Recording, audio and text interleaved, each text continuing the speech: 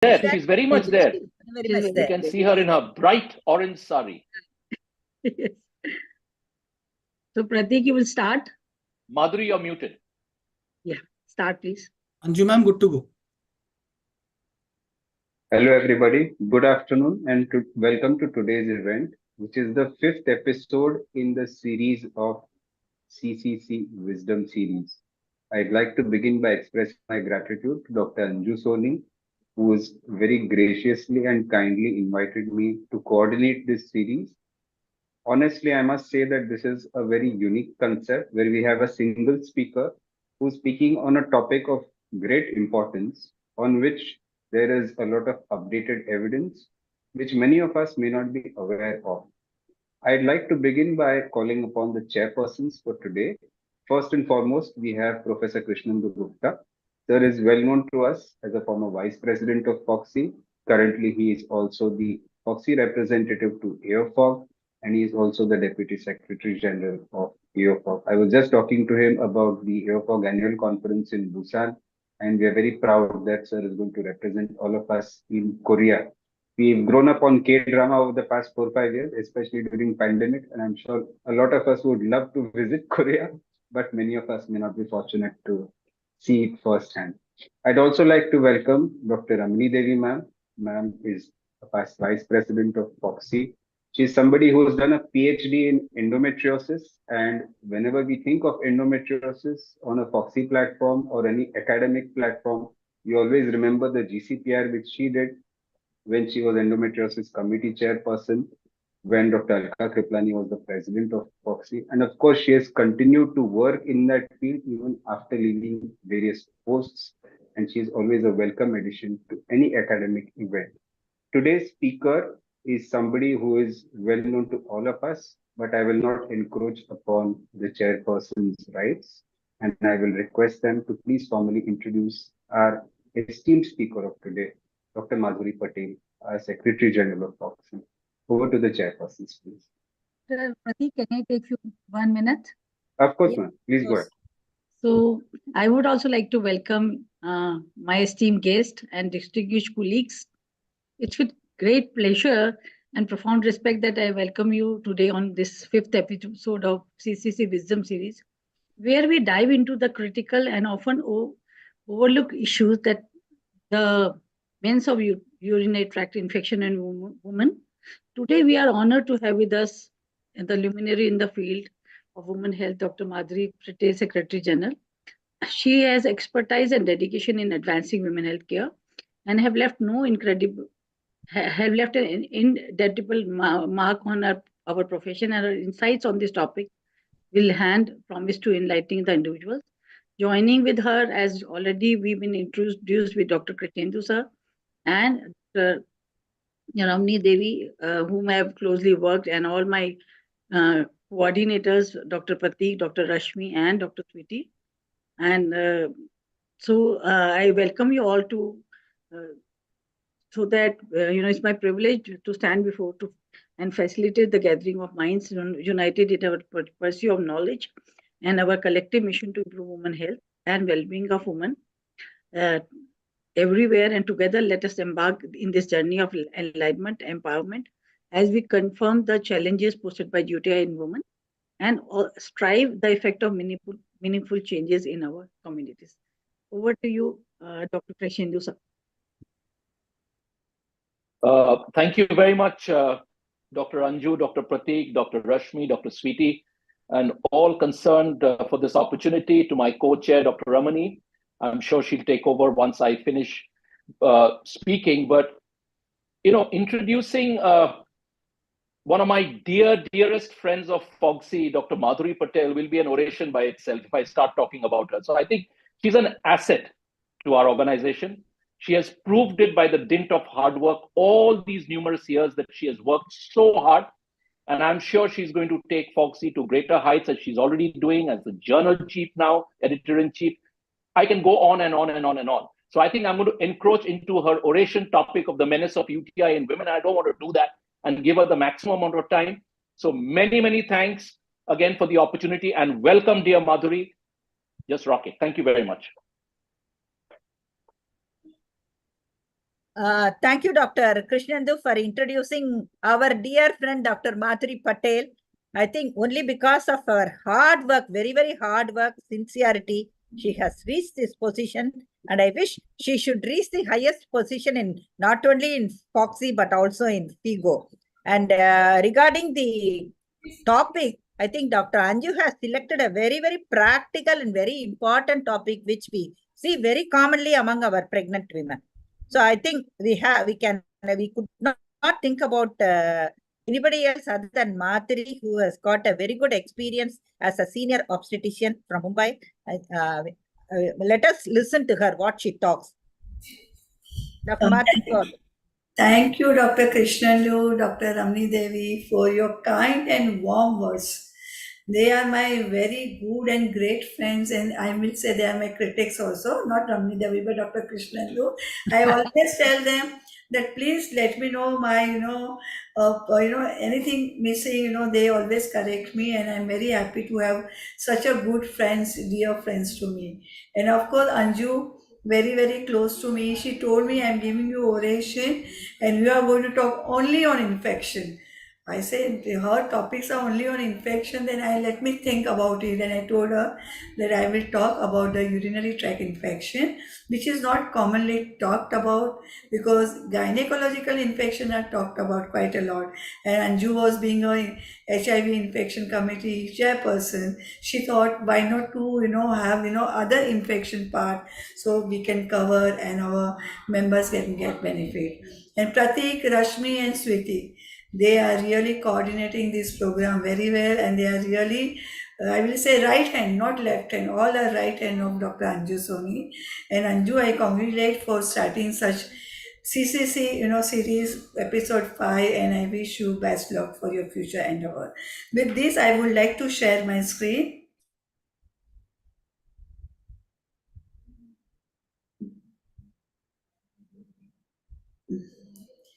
Can you see my screen? I will just, Yes, ma'am. So today I'm going to talk about Menace of urinary tract infection in women. All of us are aware that urinary tract infection is very common and it is encountered in everyday clinical practice.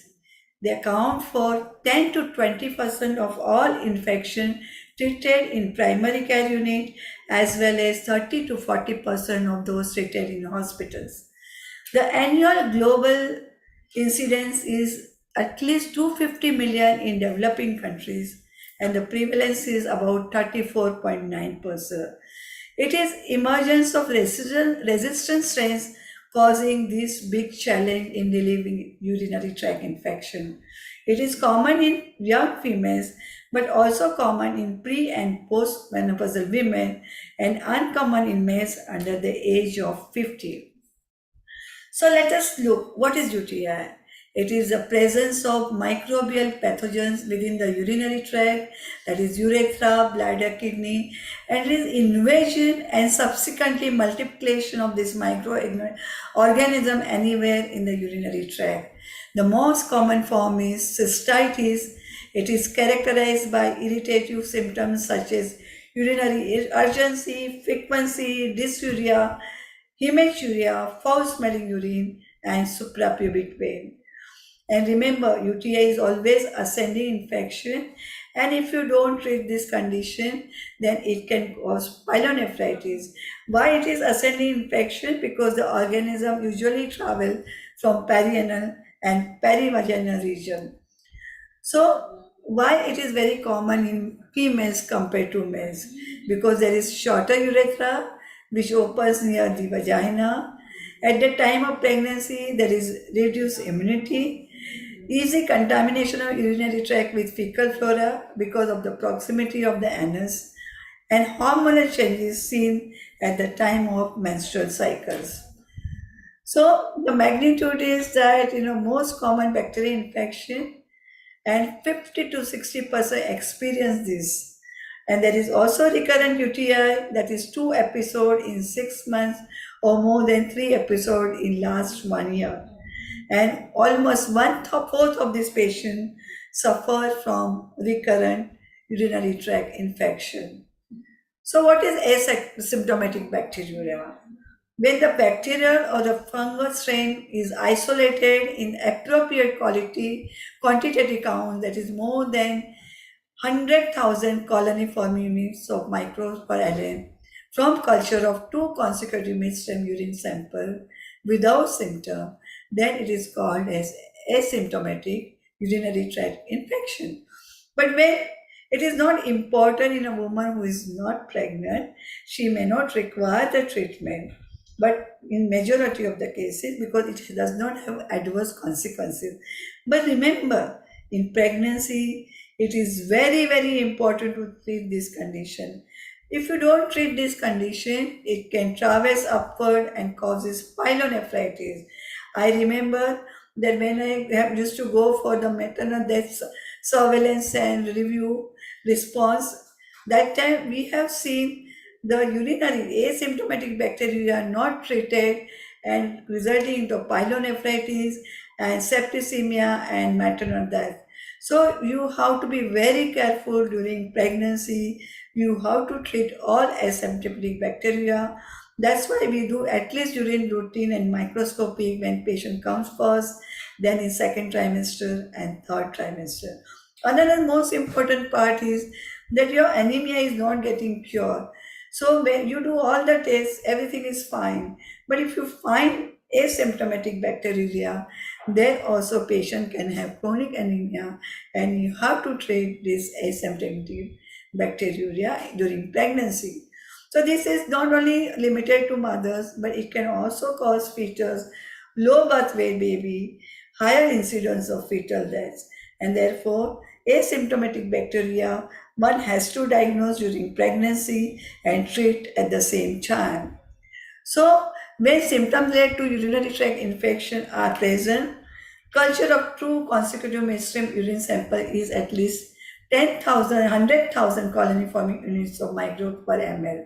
So symptoms can be fever more than 100 degree Fahrenheit, increase in frequency of urination, burning, micturition, urgency, dysuria, then suprapubic tenderness, pyuria. All of these are the symptoms of urinary tract infection. So now let us go, when you should do culture. When the patient comes with first episode of, urinary tract infection, symptomatic, we usually don't go and we start empirical treatment. But if she's getting repeated infection, one has to go for the culture and sensitivity. So you may take a midstream urine sample, so contamination is avoided, and put in the growth media where this organism can grow. And if it is not growing, it is negative. If it is growing, it is positive. And sensitivity test means what this growing organism we do the antibiotic test, and which is appropriate antibiotics which will act against this inhibition of this organism. These are the antibiotics we use, what is called as sensitivity. So when to opt for this test? Recurrent infection, as I already mentioned, patient in immunosuppression, recent exposure to antibiotics, still patient is not responding, advanced age, and recent history of urinary tract instrumentation. So if you find the colony count of more than 1,000, per ml, we label as cystitis, pyelonephritis, more than 10,000. And asymptomatic bacteria, it requires 100,000 colony, forming units per ml. Any amount of growth in the culture from a suprapubic aspirate should be considered as an evidence of UTI, but we don't do this suprapubic procedure. If urine is not going to be placed immediately for the test, it should be refrigerated at 4 degrees Celsius. Otherwise, the bacteria will grow and it will give a false report. So you have to remember this practical aspect of this. So now let us look at the definition. What do you mean by contamination? That the patient is not collecting midstream urine and it gets contaminated by around skin or the hands of the patient, then it can call contamination. Colonization means what? That the organisms are there, but they are growing, but they are asymptomatic bacteria which does not require treatment except pregnancy. And infection means these organisms are growing, causes inflammation, causing symptoms, and which requires treatment. So these are the different definitions of this condition. And when you label this uncomplicated UTI, that is infection in a healthy patient with anatomical and functionally normal urinary tract, and complicated urinary tract infection is infection associated factors increasing colonization and decreasing efficacy of therapy. And it can occur due to anatomical functional abnormality of the urinary tract, like calculus or multiple calculi, diverticular, neurogenic bladder, immunocompromised host, multi-drug resistant bacteria. So these are the complicated urinary tract infection. So now let us look at the recurrent urinary tract infection. What do you mean by recurrent? That the primary infection was resolved and it was documented, and again patient has developed urinary tract infection, that is called as recurrent urinary tract infection. Now what is reinfection? It is a new event where reintroduction of the bacteria into the urinary tract. It can be same organism or a different organism. What is persistent UTI? That UTI has not been treated completely, and therefore patient will have persistent UTI. So now what are the principles of treatment? The treatment consists of hydration, because when patient is symptomatic, fever, all these things, this urea frequency, so they really require hydration, relief of urinary tract obstruction, removal of foreign body or catheter if possible, and judicious use of antibiotic. So in uncomplicated infection, it can be acute cystitis in non-pregnant women, premenopausal, acute pyelonephritis in an otherwise healthy patient. Young post-pubertal females are susceptible to uncomplicated UTI because of the sexual intercourse in combination with delayed post-coital bladder emptying. Use of diaphragm or spermicide can alter the vaginal flora and can cause colonization of the pathogenic E. coli. So the complicated infection are obstructed urinary flow due to congenital causes, obstruction by urinary calculi, incomplete bladder emptying due to anatomical defect in urethra, neurogenic bladder, vesico-urethral reflex, foreign body in urinary tract, and systemic illness like diabetes, etc. So let us look at the urinary tract infection in women in specific. If the hygiene is not maintained, they are going to have urinary tract infection frequently. Prolapse patients are also associated with it. Atrophic vaginitis, as we know, because of the hypoestrogenemia. And you must remember post-voiding retention of urine. This can be due to voiding dysfunction. So these are the risk factors we have already told about you, that reduced urinary flow, outflow obstruction, urethral stricture. This is one of the another common thing, urethral stricture, which is very painful, retention, and patient keeps on getting frequency and ultimately land with urinary tract infection. And these are already factors I have told, but what promote colonization? Sexual activity, spermicidal, estrogen depletion, and anti-plaque agent decrease indigenous flora. So now let us look at the pathogens. What are the pathogens? E. coli.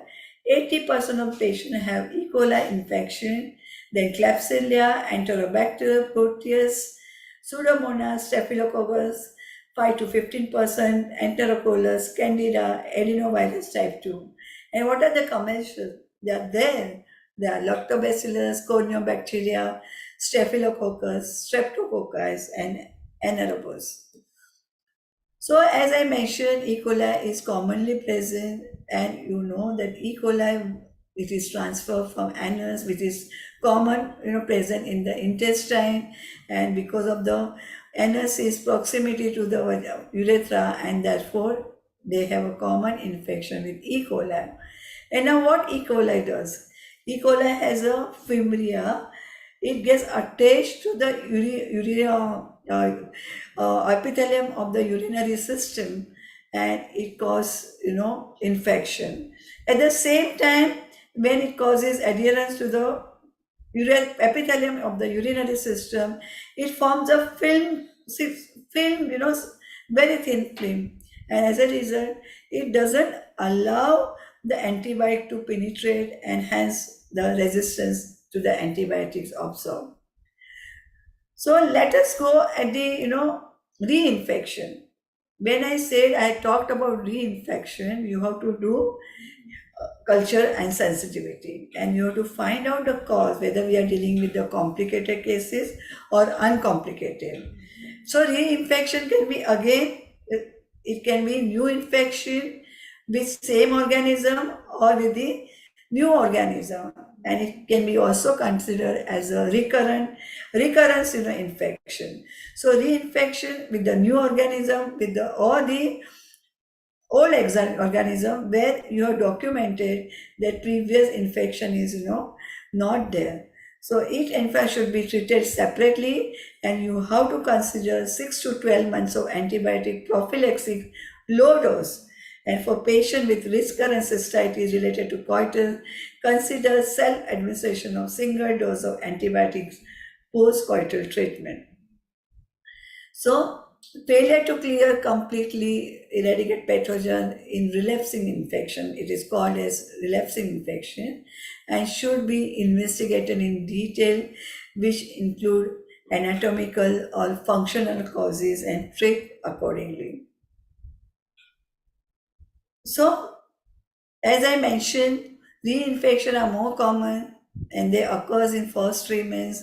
Usually a clustering of infection, E. coli predisposes such infection, reinfection, and these are the culprit. So what we can do? We know in premenopausal women, there is increased frequency of intercourse or use of spermicide, new partner, dysfunctional voiding pattern, childhood UTI, they are likely to have repeated infection. In postmenopausal women, hyperoestrogenemia of vagina, pelvic organ fluorescence, post-voidal residual urine, previous UTI, incontinence, and diabetes are more likely to cause reinfection. So how to go about? Therefore, history taking and physical examinations are very, very important. Per speculum, you look for prolapse, you look for infection, and around the area, anus and the vagina, candidiasis or bacterial infection, you should look for it. Then you should do post-void residual urine culture routine for nitrites, leukocyte, epitheliasis, urine culture sensitivity if they are repeated infection, and if non-E. coli, they require imaging and cystoscopy at the same time, diabetes screening. As I mentioned, recurrent UTI can be reinfection or relapse or persistent infection, and they require a proper treatment. So there are so many guidelines. They have defined urinary tract infection as dysuria, hematuria, small spelling, urine pain, and the markers are nitrites, WSC more than 10%, 10 WSC per high power field, and colony count they have reported from 100,000 to 1,000 in a different category, different guidelines. So we know that these are the symptoms of urinary tract infection, and we can confirm with urine routine and the culture examination. And see the recurrent, what is recurrent UTI? The criteria are given by the different guidelines that occurs after documentation that the infection is resolved, at least 3 episodes in 3 months, 3 or more of uncomplicated UTI in 12 months, at least 3 episodes in 12 months. These are the different guidelines they say, and urine culture is mandatory. Empirical treatment when it is reinfection is occurring, it is not allowed. So culture and sensitivity is very, very important. Now, you have to do the referral when there is anatomical abnormality, voiding dysfunction, urinary tract obstruction, and miscellaneous. These are the causes where we can always do referral, and as a gynecologist, when we treat such condition, we can go ahead with this. So once a urinary tract infection occurs, we have to prevent multiple time repeated infection. So persistent hematuria, presence of E. coli warrant renal imaging and cystoscopy. Prophylaxis should not be undertaken till complete irrigation and the culture negative occurs. So we are talking about the prophylaxis in the next time. So complete that the infection should go away, which should be documented. Then only we can start the prophylaxis treatment of low dose antibiotic for 3 to 6 months and post-coital antibiotics. So resistant recurrence, they say non-pharmacological intervention and pharmacological intervention. So let us look what the different guidelines says. That vaginal douching, avoidance of tampon, limited use of spermicide, post-coital voiding are not recommended. So what are the pharmacological intervention? You can use systematic HRT are not indicated, local estrogen therapy, role of probiotic, role of cranberry, role of demenopause, low dose antibiotic prophylaxis. So these are the different pharmacological intervention. But what the different guidelines have to say that we can use local estrogen therapy and postmenopausal women, demenopause, low dose antibiotics, post-coital antibiotics in recurrent infection. So now choice of antibiotics for the infection, acute infection is 100 milligram nitrofurantoin twice a day for 7 days or 3 grams of fosfomycin single dose. And it has been reported trimethoprim and sulfamethoxazole if patient is not pregnant, and phenols and beta-lactamine are not used. Nowadays, the fosfomycin has become a drug of choice, but in a recurrent infection, nitrofurantoin of 50 milligram can be given in a prevention aspect. It has been reported that fosfomycin is a drug of choice and it has a less gastrointestinal as well as other side effect compared to other drugs like norfloxacin, clotrimazole, nitrofurantoin. Amoxicillin, other, infect complications are not there. And resistance towards fosfomycin is negligible. So it is 1 sachet, 3 gram taken orally 2 to 3 hours prior to the meal or after meal at bedtime after passing urine in a 200 ml of water. And in acute thing, you can treat what we have suggested, these antibiotics, and we can, asymptomatic bacteria in pregnancy require a treatment. So what is to advise? No recommendation of vaginal wash, probiotic, systemic HRT, and strongly recommended vaginal estrogen cream twice to 2 weeks for 2 weeks daily, and then taper it off twice a week for 6 to 8 months. And what is the possible role of demenopause? So let us come to the asymptomatic bacteria. Treatment is indicated in the elderly, and patient catheterized is not indicated, only during pregnancy it is indicated. And prophylaxis, I have already mentioned that you can give low dose nitrofurantoin or fosfomycin or cephalexin. So now these are the classical cases. 53 years old, P3 represent with dysuria, frequency of micturition, no fever or hematuria, no flank pain. This is a third episode in last 6 months. So ultimately we have to do cultural sensitivity and low dose antibiotic for 6 months.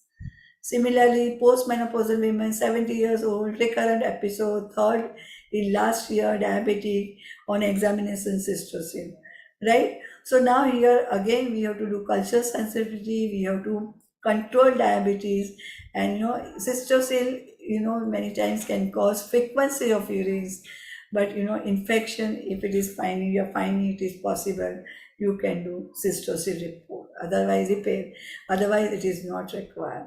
Then 23 years old, recurrent UTI, no vaginal discharge, new sexual partner. Yes, both the partners should be treated. So now, what should we do? Empirical treatment without urine culture, parenteral antibiotic, imaging of upper tract, referral, cystoscopy, and surgery. So all I have discussed, but let us come to the practical aspect. If repeated infection by same organism, you can use empirical antibiotic for this episode. Since qualifies for definition of recurrent uterine infection is referral to whom? So we have to refer whatever the anatomical and functional defects are there. Opportunity for screening for diabetes, if not done, and you should do it, then you should try to find out post-viral residual urine, and it requires a correction.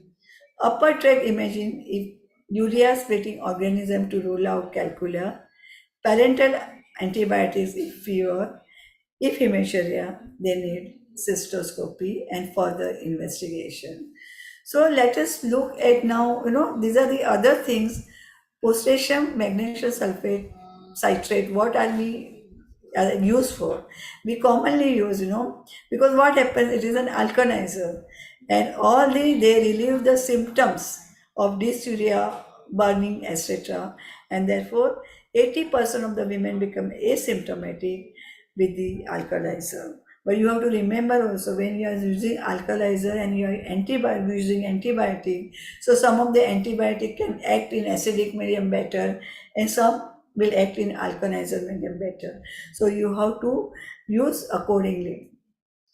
Then, they say that there are so much of resistance have been developed to the antibiotics. So there is a non-antibiotic alternative is the need. So let us look, nowadays we hear people are asking for the cranberry, and in the cranberry contains many phenolic compound which acts like antioxidant.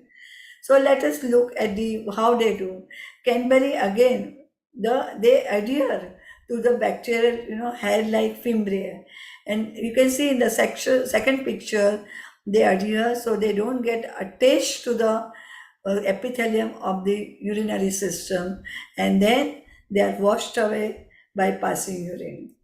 So what it has to say, literature has to say, it is a non-antibiotic prophylaxis. Remember, it is a prophylaxis. Clinician may offer cranberry prophylaxis for recurrent urinary tract infection, and recommendation conditional, evidence level grade C. So remember, these are the things which they have mentioned. So look at the D-Menace, which other guidelines also they advise to use D-Menace. So this is a simple sugar structurally related to glucose, supports proper urinary health, maintains healthy environment for mucosal surface of urinary tract, binds and blocks film adhesion, position at tip of type 1 fimbria of enteric bacteria, and safe in diabetics. So this is a picture you can see again. D-Menace binds to the fimbriae of the E. coli and thus prevents again adhesion to the uroepithelial cells, and it is passed in the urine. So it is taken by orally, it is available in capsule as well as a sachet form, goes into intestine, passes into the feces, part of it enters in the blood, and then it passes into the urine. So it is said roughly 1/3 of the supplemented D-Menace ends up into the urine, where it has the potential to block pathogenic E. coli from adhering to uroepithelial cells, and some of the D-Menace can be detected in feces, some is utilized within the target tissue. So evidence recommendation for the diagnostic evaluation of treatment of recurrent urinary tract infections. The summary says, current scientific evidence regarding efficacy of cranberry products in prevention of UTI is divided. 1A, that is, based on limited evidence, D-Menace can significantly reduce the number of UTI episodes and can be effective agent for urinary tract infection for prevention in selected patients. It also recommends that advise patient on the use of cranberry products to reduce recurrent urinary tract infection episode. However, patients should be informed that the quality of evidence underpinning this is low with contradictory findings. So strength rating is weak.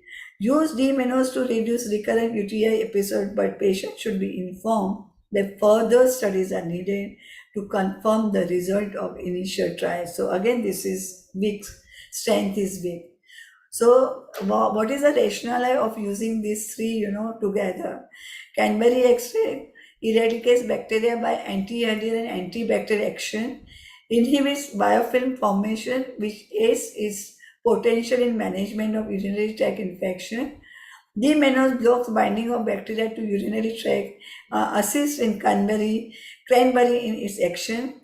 Both cranberry and Menace act synergistically to combat bacterial infection and prevent recurrence. Potassium magnesium citrate, well-known urinary alkalizer, relieves troublesome painful symptom of urinary tract infection. So this is only so usually they combine to prevent the repeated urinary tract infection and symptomatic relief. So, to conclude, that the urinary tract infection is very common in young girls as well as the premenopausal and menopausal women. One has to take care of the asymptomatic bacteria during pregnancy, otherwise it can multiply and cause pyelonephritis, and we have seen maternal mortality because of untreated pyelonephritis going to septicemia. At the same time, chronic anemia not responding to your treatment should be treated when the asymptomatic bacteria is present, and it also causes, fetal, IUGR, preterm labor, etc. And as far as the premenopausal and menopausal women are concerned, it is really troublesome because of the frequency of urine, urgency of urine, and they have to, go multiple times to the washroom. So their life is affected. They cannot go out for a long time, and they keep on searching for washroom wherever they go. So it is rightly said by this cartoonist, whenever somebody tells me, you go girl, then I generally have to, because I have to go to pass urine because of the urgency. And this is really affects the quality of life in premenopause and menopausal women. And therefore, it is very, very important to raise this urinary tract infection symptomatic and asymptomatic bacteria, very important to treat in pregnancy as well as the symptomatic also in pregnancy. So I would like to thank Dr. Anju Soni and my chairperson and coordinator for giving me this opportunity. Wonderful oration, Madhuri. It was, it's a topic which everybody, as you said very correctly, wants to avoid because it's too simple to make it into an oration. But I think you've covered all the points, and we've seen so many patients succumbing to urosepsis, and we have to be very, very careful that we catch them early and treat them accordingly. And you have also touched upon the asymptomatic bacteria so well. So hearty congratulations, well done. We learned a lot. And I think I'll, Dr. Ramani can take over from here. Dr. Mathri, that was a wonderful oration by you on simple topic of urinary infection, which is, as Krishnendu said, very often it is, we don't give importance to that. Now, you have also given the addition of this combination of Menace, cranberry, and that is becoming very important, and those things which can be given in between the infection. Once when you treat the particular person with antibiotics, you can continue so that you can prevent recurrence also. I think in immunocompromised individuals and in pregnant women and that is postmenopausal women, we have to, and especially in diabetic, we have to think about the coexistence of candid infection in recurrent UTI also. I think that has to be, if you are not getting cured with anything, the concerned sensitive agents, we have to rule out candid infection because we have come across in few of the cases. That is, I wanted to add it. And again, for all the young gynecologists, do not unnecessarily catheterize any patient. Yes. Your simple procedure of a DNC or a hysteroscopy, don't put in a catheter, because every time you are going to catheterize, at least 1 to 3% of these women are going to get UTI. So better ask them to void urine than come. And then even during surgeries, wherever it is possible to remove the catheter, possible not to use the catheter, don't use it. So that iatrogenic infection has to be avoided. Then I think rest of the things you have covered very, very beautifully. And the concept of using low-dose nitrofurantoin or cotrimoxazole in a chronic recurrent urinary infection, that has to be highlighted again. I think you have covered the entire thing. Thank you, Dr. Mathuri, for your excellent knowledge. And thank you, Dr. Ramni and Dr. Krishnandu. I would like to say what Dr. Ramni Devi has said, right? That, even for DNC and MTP, nowadays the young generation, they are catheterizing. That Yes. is very, very wrong. I remember when we used to do cesarean during our residency or the abdominal hysterectomy, we used to put a plain rubber catheter only at the time of, surgery. So the bladder does not come in the way. And we used to remove the catheter, and then, we used to make patient pass urine. But Yes. nowadays with the Foley's, catheter, they are keeping for 24 hours till the next day they pass urine. And secondly, sometimes the catheter remains for 48 to 72 hours. It happens like that. So that Yes. catheterization, one has to be very, very careful. I understand in a prolapse patient with cystosine repair or SUI repair, we keeping catheter for a longer time. But this what Dr. Ramni Devi has pointed out, the catheterization where it is avoided, you should avoid. Even during delivery, I have seen multiple times the catheter is passed. When patient is fully dilated, we can understand. But otherwise they keep on passing. I've seen in multiple times catheter is passed. So that whatever we can avoid, we should avoid rather than giving a recurrent urinary tract infection to the patient. Yes, I agree. Post-operative, especially in LSCS, fever, the most important causes only UTI. So following the proper catheterization technique whenever we need to do it. That is also needed not cases. That is For example, if you are going to put a forceps at full aseptic. full dilatation, no other option. Maybe with when the patient is going to push on her own, you don't need a catheter. Probably after that, with the delivery of the baby, the urine will also come. But they say one of the indication, that full bladder where patient does not progress. So that may be one of the reasons sometimes Yeah, that is always there. That is multiple time, catheterization is done. So that should be basically avoided. When it is required, you must do, otherwise not. So we should not, iatrogenic should Judicious be use of avoided. it. So it is a very simple topic, but very difficult to give the, But so Dr. many Madhuri, factors, this it is so much Menace, so. Canberry, it is such a thing in market. But the evidences are not that great, but you can give it, as Dr. Ramni Devi and Krishnandu say, in between, once you treat the urinary tract infection, you can give them, that can prevent the recurrence. That is the whole idea about it. No, but in our day-to-day practice, lot of women come with so many types infection, for years. They are having infections almost every year.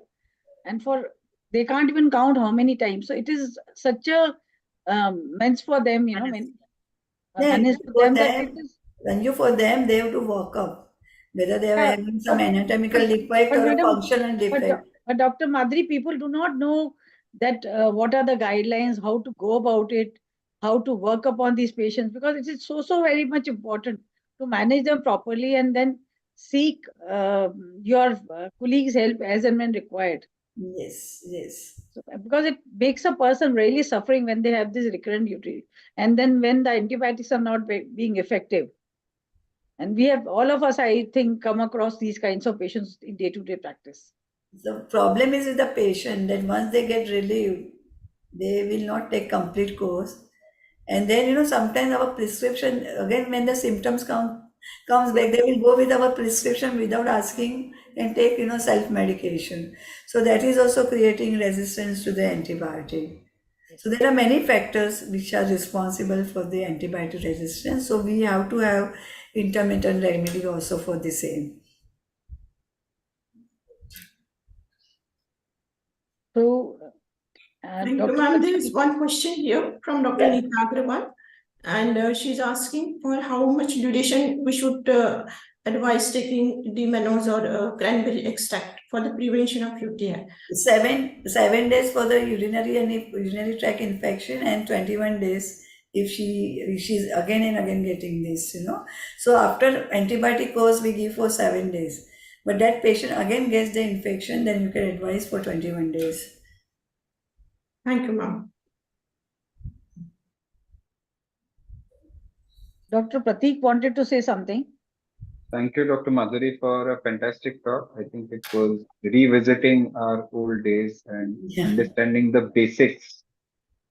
And of course, you highlighted very importantly how iatrogenic causes can be prevented with simple precautions. I think that is a very good message, especially to the youngsters amongst the youngsters.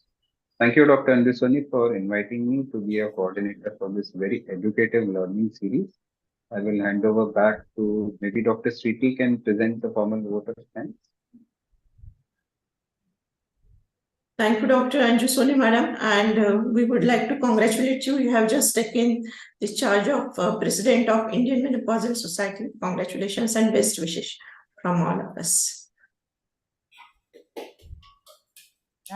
Before leaving, we would like to felicitate Dr. Madhuri. Can you go to the slide show mode, Vipin? Yeah.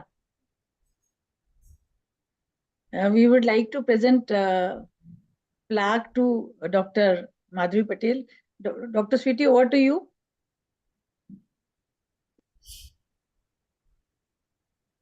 Heartiest congratulations, Madhuri ma'am, for this wonderful oration. Thank you. And it's an honor and privilege to have you with us every time. Thank you so much, ma'am. Thanks a lot. And thank you so much, chairpersons, Dr. Krishnendu sir, Ramni Devi ma'am, and thank you, Walter Bushnell, always by our sides, and all the people who take time out of the busy schedule to attend this webinar series. Thank you, everyone. Thank you, Dr. Prateek and Dr. Rashmi, my co-hosts. Thank you.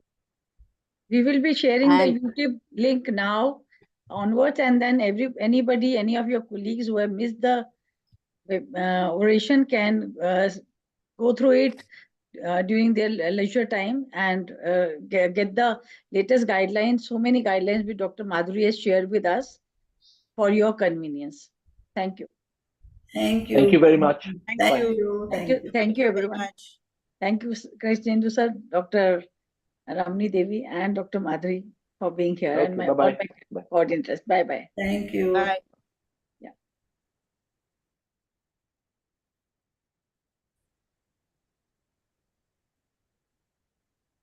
Bye, ma'am.